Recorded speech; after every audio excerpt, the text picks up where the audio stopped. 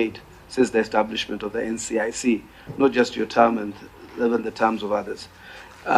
In terms of the clear line between hate speech and freedom of speech is quite a thin one.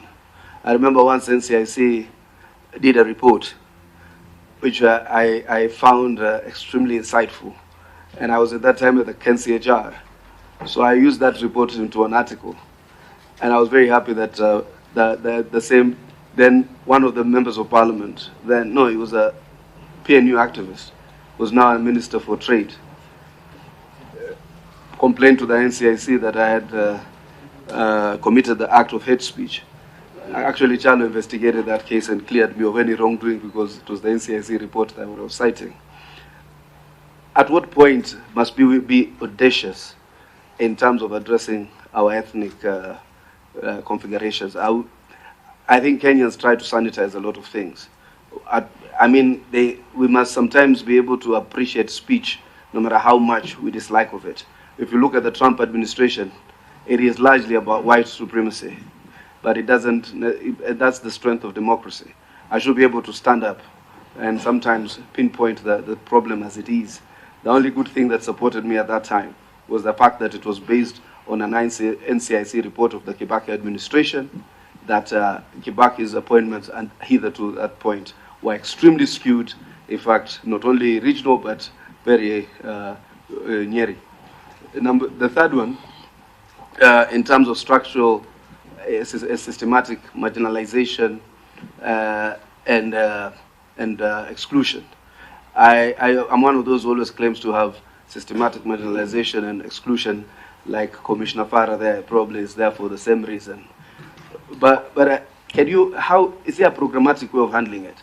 Because when you elevate me, you usually sometimes just say that you've elevated me, pulled me out of marginalization, but left the rest of the community there. So I see that a lot with the minority and marginalized groupings.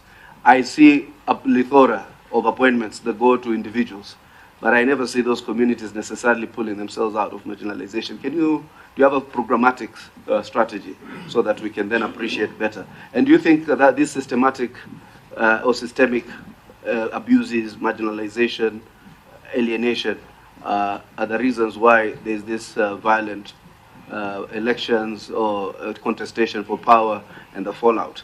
And how much have you done in terms of trying to address that by way of advisory to government? Amina. Thank you, Chair. I'm reading here one of the mandates of NCIC. The mandate is to facilitate and promote equality of opportunity, good relations, harmony, and peaceful coexistence between persons of different ethnic, religious, and racial communities of Kenya, and to advise the government on all aspects thereof. I think that is true, right? So my question for you will be on the issue of national unity. We have had serious claims of shareholding in government, public appointments, and development in the country. What is NCIC doing about it, and what advice would you give the government? Right. I think that should be it. Euegene, you have something? Yes. One last Allow Euegene to... Thank you. I think just picking up from what Honorable Amina has said, you know, under Article 131(2) of our Constitution, the President is supposed to be the symbol of national unity. And not just a symbol, it is his cardinal duty to ensure national unity. And the Deputy President is supposed to be the principal assistant in that regard.